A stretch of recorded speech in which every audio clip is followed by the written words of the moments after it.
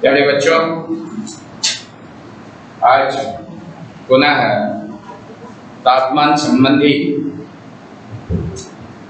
कारकों के बारे में समझाने की कोशिश कर रहा हूँ।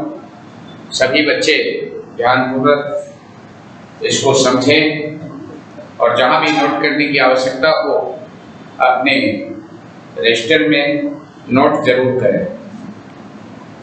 ये टॉपिक है धरातल पर तापमान को प्रभावित करने वाले कारक।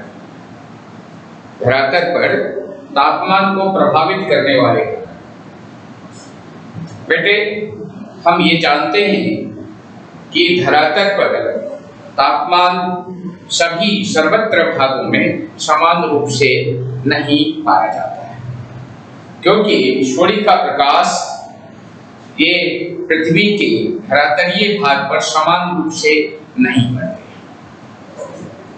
कहीं सूर्य का प्रकाश लंबवत सीधा पड़ता है तो कहीं सूर्य का प्रकाश जो है तिरछा पड़ता है।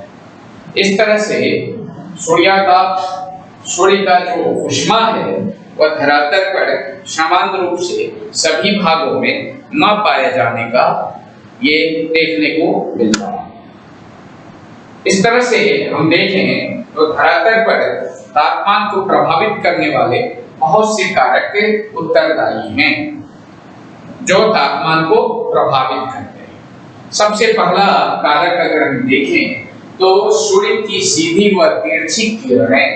इसको अगर हम लें तो पहला जो बिंदु है सूर्याताप को प्रभावित करने वाले यानी धरातल को पर तापमान को प्रभावित करने वाले कारकों में पहला कारक क्या है? सूर्य की सीधी एवं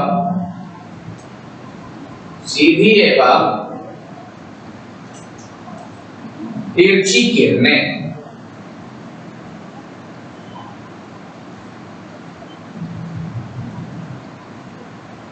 सूर्य की सीधी एवं तिरछी किरणें, ये पहला कारक। ये क्या है?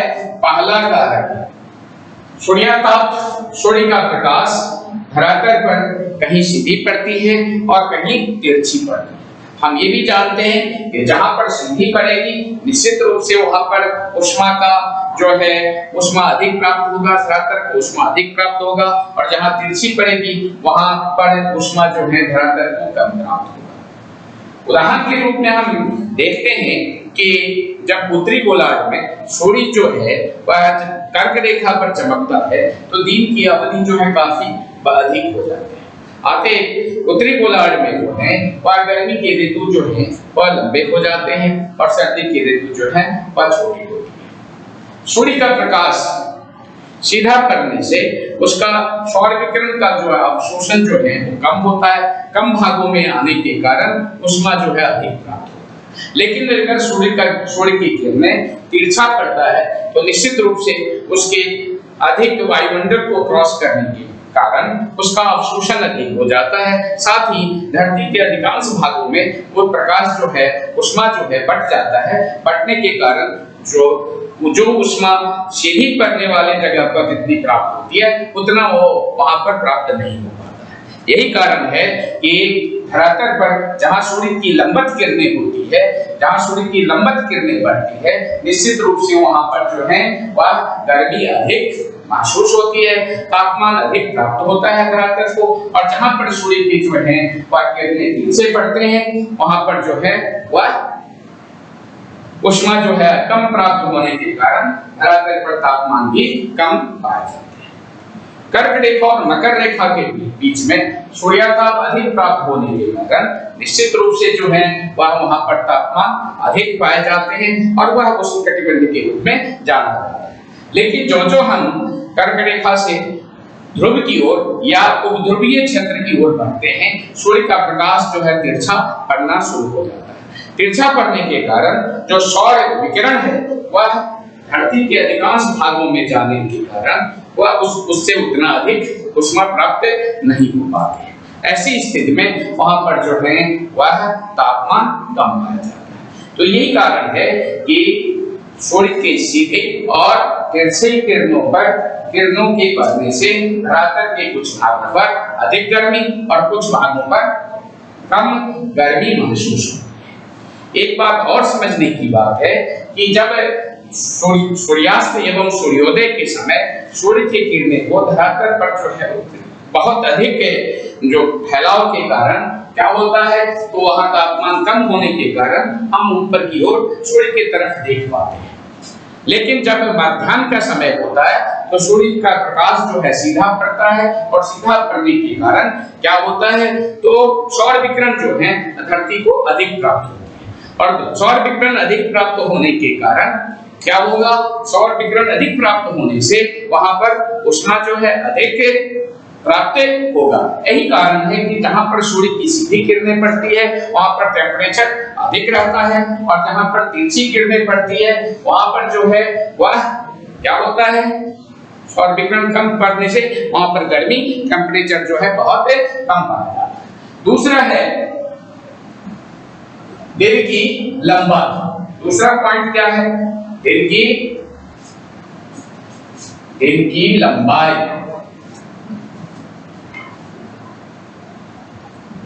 दिन की लंबाई की दूसरा पॉइंट जो है सूर्याताप को प्रभावित करने, धरातल पर तापमान को प्रभावित करने वाले कारकों में दिन की लंबाई की महत्वपूर्ण भूमिका निभाते हैं। जहां दिन की लंबाई अधिक होगी निश्चित रूप से सूर्याताप अधिक प्राप्त होगा। हम अपने ही जो है देश की बात करें, उत्तरी गोलार्ध में स्थित है। उत्तरी गोलार्ध में जो है सूर्य कर्क रेखा पर जब चमकता है तो गर्मी के दिन होते हैं। गर्मी के दिनों में दिन की अवधि अधिक हो जाती है और सौर विकिरण जो है वह धरातल को अधिक प्राप्त होता है। लेकिन जब हम क्या कहते हैं मकर रेखा पर, जब सूर्य की किरणें मकर रेखा पर पड़ती है तो निश्चित रूप से वहां पर जब सूर्य दक्षिणायन हो जाता है तो क्या होता है, उत्तरी गोलार्ध में सूर्य की किरणें तिरछी पड़ती है। उत्तरी गोलार्ध में सूर्य की किरणें क्या हो जाती है, तिरछी पड़ती है, जिसके कारण ये खास करके उत्तरी गोलार्धीय भागों में वह दिन की अवधि जो है छोटी हो जाती है और रात की अवधि जो है वह लंबी हो जाती है। तो दिन की अवधि छोटी होने के कारण सूर्य से प्राप्त जो ऊष्मा है वह धरती को कम प्राप्त होता है। लेकिन जब और क्या कहते हैं सर्दियों के समय में रात्रि में जो है वह तापमान कम होने के कारण वहां पर जो है खास करके देखा जाए तो ऐसे भागों में तापमान जो है कम देखने को मिलता है। यानी कुल मिलाकर के जहां पर दिन की जो है अवधि अधिक होगी वहां पर तापमान जो है वह अधिक प्राप्त होगा धरातल को, और जहां पर दिन की अवधि छोटी होगी वहां पर सूर्याताप जो है वह कम प्राप्त होगा। यही कारण है कि गर्मी के ऋतुओं में सूर्याताप अधिक प्राप्त होती है और सर्दियों में सूर्याताप जो है वह कम प्राप्त होने के कारण तापमान जो है वह कम पाया जाता है। तीसरा है जल व स्थल का प्रभाव। तीसरा क्या है, जल व स्थल का प्रभाव।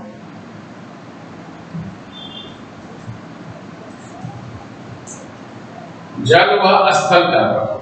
जल व स्थल का प्रभाव भी जो है धरातल पर तापमान को प्रभावित करते हैं।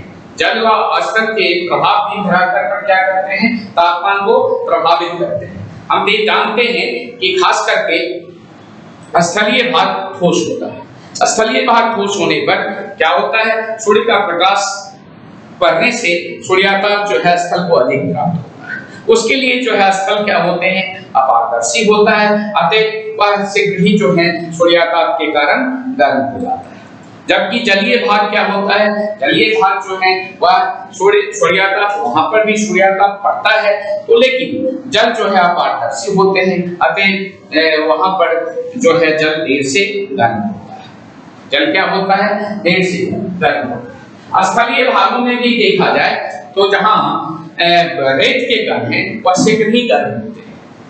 जहां रेत के कण हैं, खास करके मरुस्थलीय भागों में अगर दिन की अवधि अधिक बड़ी है, दिन की अवधि जो है वह लंबी है, तो वहां पर जो है सूर्याताप अधिक प्राप्त होने से ये रेत के कण जो है शीघ्र गर्म हो जाते हैं।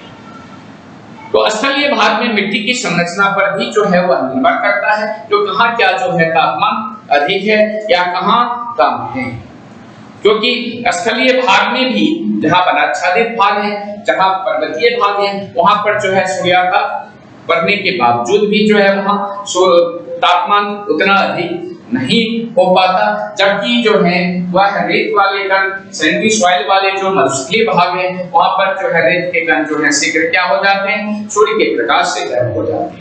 लेकिन जलीय भागों और स्थलीय भागों में तापमान में भिन्नता जो है इस दृष्टि से हम देख सकते हैं कि जलीय भाग जो है वह तरल होता है। तरल में सूर्य की प्रकाश जो सूर्य की किरणें जो है वह जल की गहराई तक जाती है, अतः जल जो है एक तो देर से गर्म होता है और धरती की अपेक्षा जो है वो अधिक गर्म नहीं होता है। जबकि स्थलीय भाग क्या होते हैं, एक तो अपारदर्शी होने के कारण, ठोस होने के कारण वह सूर्य के प्रकाश से शीघ्र ही गर्म हो जाते हैं। इसके कई जो हैं वह कारण हैं। पहला है स्थल अपारदर्शी होता है, जिससे स्थलीय भाग में सूर्य की किरणें केवल सतह को उष्मा प्रदान कर पाती है, जबकि जलीय भाग जो हैं वह तरल होते हैं और पारदर्शी होते हैं। अतः सूर्य की किरणें जो है वह जल में गहराई तक जाती है और जल को देर से गर्म करने में वह सहायक होते हैं। दूसरा है जलीय सतह पर प्राप्त होने वाले उष्मा का कुछ भाग जो है वह खास करके जल के वाष्पीकरण के कारण ऊपर चला जाता है, यानी वायुमंडल में चला जाता है। इस तरह से वहां पर जो है वह तापमान कम हो जाते हैं, जबकि स्थलीय भाग में जो भी उष्मा प्राप्त होते हैं, जो भी सौर विकिरण जो है वो प्राप्त होते हैं, सोलर रेडिएशन प्राप्त होते हैं किरणों के द्वारा, वह सभी जो है वह पृथ्वी के स्थलीय भाग को अधिक गर्म कर पाते हैं। इस तरह से स्थलीय भाग शीघ्र जो है वह क्या हो जाते हैं, गर्म हो जाते हैं। नेक्स्ट अगर देखें तो समुद्री भाग के ऊपर वायुमंडल में निचली परत में वाष्प की मात्रा अधिक होती है। वायुमंडल समुद्री भागों में स्थलीय भागों की तुलना में देखें तो समुद्री भागों में वायुमंडल की निचली परत में वाष्पीकरण जो है वह अधिक होता है। वाष्पीकरण अधिक होने के कारण जब सूर्य का प्रकाश जो है वायुमंडल से जो है जलीय भाग में आते हैं तो कुछ अंश जो है स्थलीय भागों की तुलना में उन वाष्पीकरण के कारण कुछ तापमान का कुछ अंश जो है वह उसी अवशोषित हो जाता है। अतः जलीय भागों में इस तरह से स्थलीय भागों की अपेक्षा कम तापमान देखने को मिलते हैं। नेक्स्ट है जल तरल होता है और उनमें लहरें, धाराएं, ज्वार भाटाएं के कारण जल सदैव जो है जल में जो है वह संचलन होता रहता है, जिसके कारण तापमान में भी जो है कमी होती रहती है। जबकि स्थलीय भाग स्थिर और स्थलीय भाग ठोस और स्थिर होने के कारण, खास करके स्थिर होने यानी ठोस होने के कारण वहां पर सूर्य का प्रकाश जो पड़ता है उसमें जो है उष्मा अधिक प्राप्त हो जाते हैं। तो जलीय भागों की अपेक्षा स्थलीय भागों पर तापमान अधिक देखने को मिलता है। नेक्स्ट है ऊंचाई।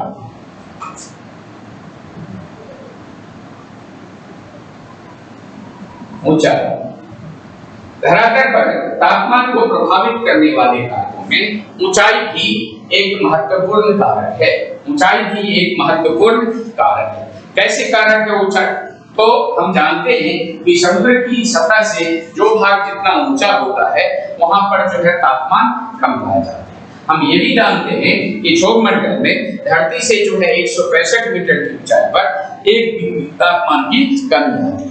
1 डिग्री तापमान की कमी आती है और यही कारण है कि जो हम धरातलीय भागों से, मैदानी भागों से अगर पठारी या पर्वतीय भागों की ओर बढ़ते हैं, जो समुद्र की सतह से जो है उसकी ऊंचाई अधिक है, तो निश्चित रूप से सर्वोच्च पर्वतीय भागों में तापमान मैदानी भागों की अपेक्षा कम पाया जाता है।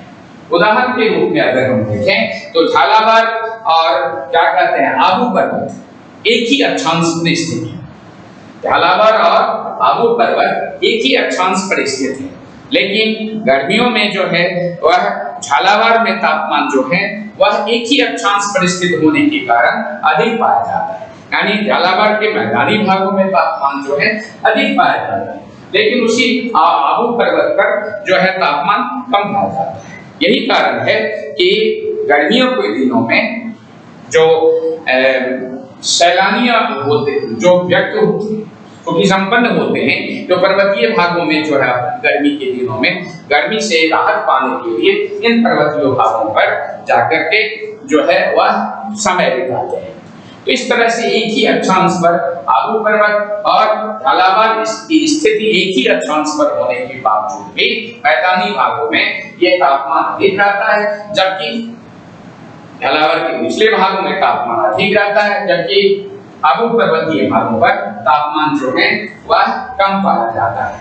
और यही कारण है कि दूर दूर के मैदानों को छोड़ करके पहाड़ी स्थानों पर गर्मी से राहत पाने के लिए लोग, पर्यटक जो है यहाँ पहुंचते हैं और गर्मी की अवधि में अपने परिवार के साथ समय बिताते हैं। नेक्स्ट है समुद्री धाराएं।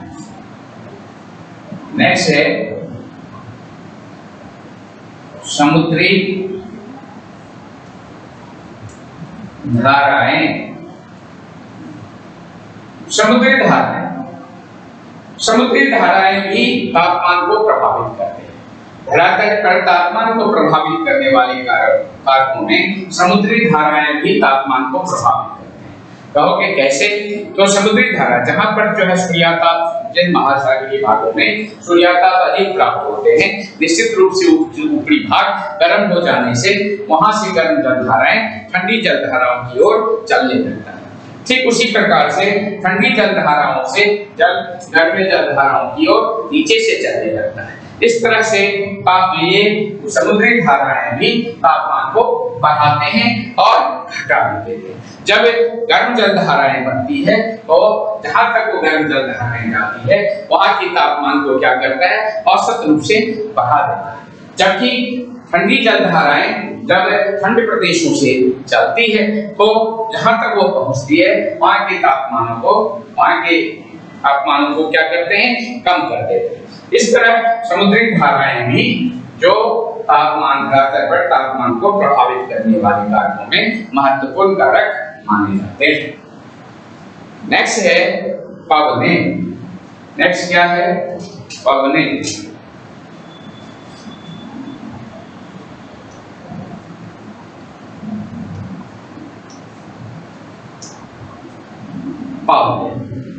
पवने भी धरातलीय तापमान को प्रभावित करने वाले कारकों में पवनों का भी विशेष योगदान है। ये समुद्र तट से चलने वाली पवनें जो होते हैं, जो कि समुद्री हवाओं से जो पवनें चलती है वह तापमान को कम कर देती है। खास करके समुद्र की ओर से चलने वाली हवाएं जो हैं वह आसपास के जो है क्षेत्रों के तापमान को क्या करते हैं? कम कर देते हैं। इस तरह से समुद्र तटीय भागों में तापमान जो है वह समशीतोष्ण पाए जाते हैं। क्या पाए जाते हैं? समशीतोष्ण पाए जाते हैं। जबकि अगर देखा जाए तो जहां पर स्थलीय और जब समुद्र तटीय भागों में जब समुद्र से आने वाली जो हवाएं हैं और तापमान को कम कर देते हैं, वहां की जलवायु को सम बना देते हैं। जबकि पृथ्वी के आंतरिक भागों में चलने वाली जो ये गर्म हवाएं हैं वह जब चलती है तो निश्चित रूप से जो है तापमान को बढ़ा देते हैं। उदाहरण के रूप में मरुस्थलीय भागों से चलने वाली लू जैसी जो है हवाएं जो हैं वह जहां तक पहुंचती है वहां के तापमान को क्या करते हैं? बढ़ा देते हैं। जबकि समुद्र से चलने वाली जो है हवाएं जो हैं वह आसपास के क्षेत्रीय भाग को जो है वह तापमान को कम करने से वहां की जलवायु क्या हो जाती है? सम हो जाती है और मौसम जो है वह अपेक्षाकृत सुहावना हो जाता है। हम ये भी जानते हैं कि गर्मियों में जब हवाएं चलती है तो तापमान को जो है बढ़ा देते हैं, लेकिन ठंडे भागों में जब ठंडी प्रदेशों से या ठंडे भागों से जब हवाएं चलते हैं तो तापमान को क्या करते हैं, वह कम कर देते हैं, गिरा देते हैं। इस तरह से पवन भी तापमान को प्रभावित करने वाले कारकों में महत्वपूर्ण कारक है। नेक्स्ट है पर्वतीय ढाल की दिशा। साथ में है पर्वतीय ढाल की दिशा।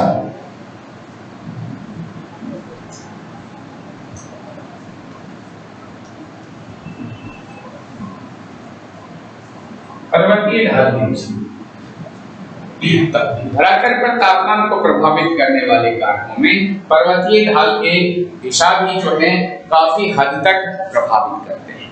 अगर किसी पर्वत का ढाल जो है सूर्यमुखी होते हैं, सूर्य के तरफ होते हैं, तो सूर्य से आने वाली जो किरणें हैं, सूर्य से आने वाले जो सूर्याताप हैं, सूर्य से आने वाले जो विकिरण हैं, वह पर्वतीय सम्मुख वाले भागों में क्या करते हैं, तापमान को विमुख वाले भागों की अपेक्षा अधिक बढ़ा देते हैं। जबकि उसके सम्मुख वाले भाग पर तापमान तो सामान्य रहते हैं, लेकिन उसके विमुख वाले भाग पर तापमान जो है बहुत कम देखने को मिलते हैं। इस तरह पर्वतीय ढाल के सूर्य के सम्मुख होने पर तापमान जो है वह अधिक और उसके विमुख ढालों पर तापमान जो है कम देखने को मिलता है। यही कारण है कि धरातल पर तापमान सर्वत्र जो है समान नहीं होते और धरातल पर जहां भी तापमान अधिक होते हैं, कम होते हैं या सामान्य होते हैं, ये तापमान के प्रभावित करने वाले कारकों में ये महत्वपूर्ण जो है ये 6-7 कारक जो हैं वो उत्तरदायी होते हैं, जो तापमान को बढ़ा भी देते हैं और घटा भी देते हैं। इस तरह से धरातल पर तापमान प्रभावित करने वाले कारक ये मुख्य रूप से 7 हैं।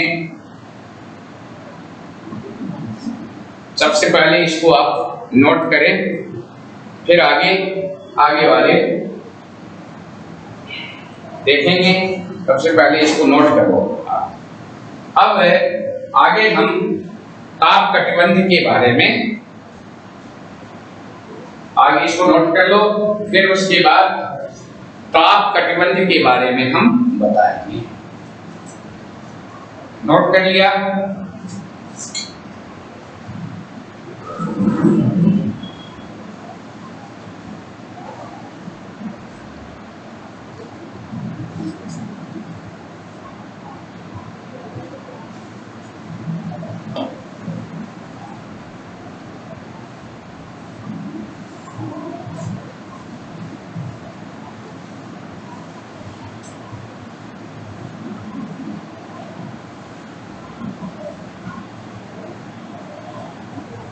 अब ताप कटिबंध।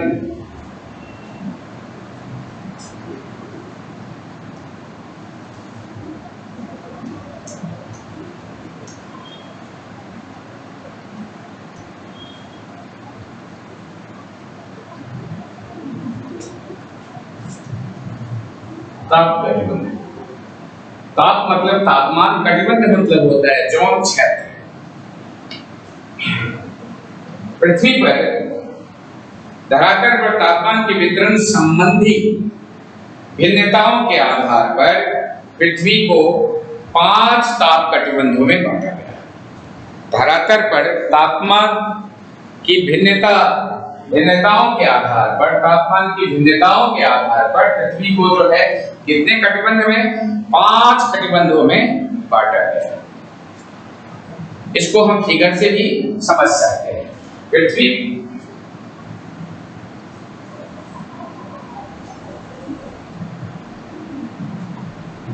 के बीचों बीच ये 0 डिग्री, जिसको हम भूमध्य रेखा कहते हैं, भूमध्य रेखा, और 23.5 डिग्री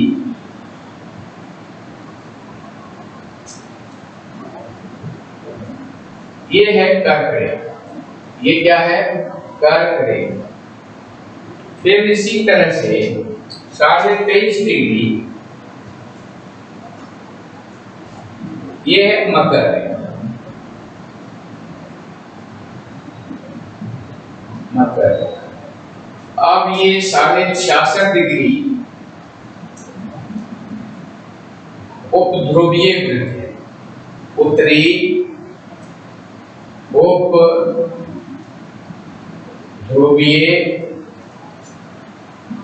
वृत्त और ये उत्तरी ध्रुव है। उत्तरी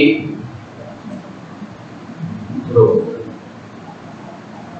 ये नीचे भी दक्षिणी गोलार्ध में ये 66.5 डिग्री दक्षिणी उपध्रुवीय वृत्त और ये हो गया दक्षिणी ध्रुव।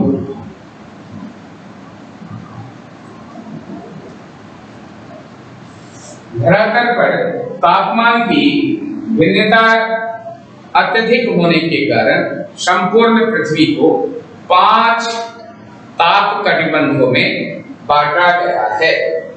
अब ये जो है ये पूरा का पूरा ये यहां से ये है कर्क रेखा से मकर रेखा के बीच, ये कर्क रेखा से मकर रेखा के बीच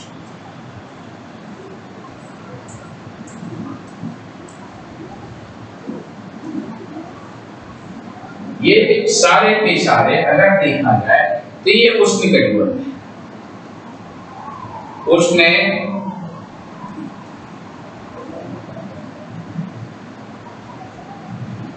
उष्ण कटिबंध है, ठीक है। अब ये जो है 23.5 डिग्री से 66.5 डिग्री ये जो है वह शीतोष्ण कटिबंध है। शीतोष्ण कटिबंध और ये जो है ये है शीत कटिबंध।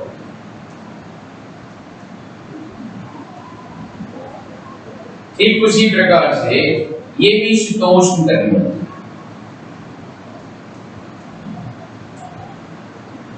शीतोष्ण कटिबंध, ठीक है। और ये जो है वह शीत कटिबंध।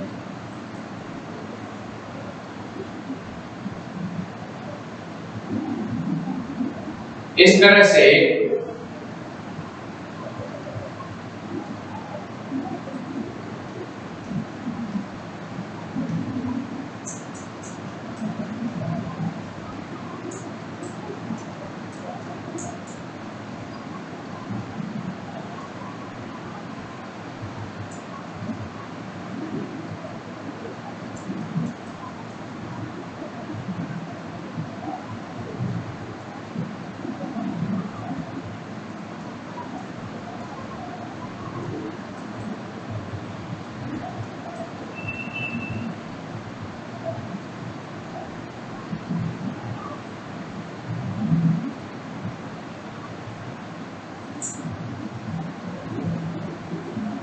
इस तरह से धरती पर तापमान की भिन्नता के आधार पर इसे 5 कटिबंधों में बांटा गया है। उष्ण कटिबंध, शीतोष्ण कटिबंध, उत्तरी शीतोष्ण कटिबंध, फिर दक्षिणी शीतोष्ण कटिबंध, उत्तरी शीत कटिबंध और दक्षिणी शीत कटिबंध। यानी 5 कटिबंधों के आधार पर बांटा गया है। अब इसको जो है वह सभी बच्चे जो है इसको बना लें, उतार लें। फिर उतारने के बाद फिर मैं आगे जो है इस पर आगे समझाने की प्रयास करूंगा, ठीक है। पहले इसको उतार।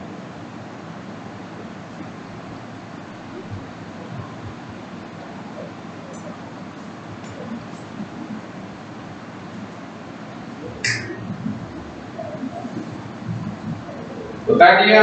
ताप कटिबंध ताप कटिबंध पृथ्वी के धरातल पर तापमान की भिन्नता के कारण कितने 5 कटिबंधों में, ताप कटिबंधों में बांटा गया है। एक है उष्णकटिबंध, ये जो है कर्क रेखा से मकर रेखा के बीच जो है उष्णकटिबंध, और कर्क रेखा से और उत्तरी ध्रुवीय वृत्त तक जो है उत्तरी शीतोष्ण कटिबंध, इसको हम उत्तरी शीतोष्ण कटिबंध कहते हैं। और उत्तरी शीत कटिबंध जो है 66.5 डिग्री से लेकर के 90 डिग्री अक्षांश तक है। फिर उसी प्रकार से 23.5 डिग्री मकर रेखा से लेकर के और 66.5 डिग्री दक्षिणी उपध्रुवीय वृत्त तक ये दक्षिणी शीतोष्ण कटिबंध, ये क्या है? दक्षिणी शीतोष्ण कटिबंध। और फिर 66.5 डिग्री से लेकर के और 90 दक्षिणी 90 ध्रुव यानी 90 डिग्री ध्रुव यानी दक्षिणी ध्रुव तक जो कटिबंध है उसको हम शीत कटिबंध के दक्षिणी ध्रुवीय शीत कटिबंध के नाम से जानते हैं। इसके बारे में विस्तार से जो है अगली क्लास में बताएंगे। धन्यवाद।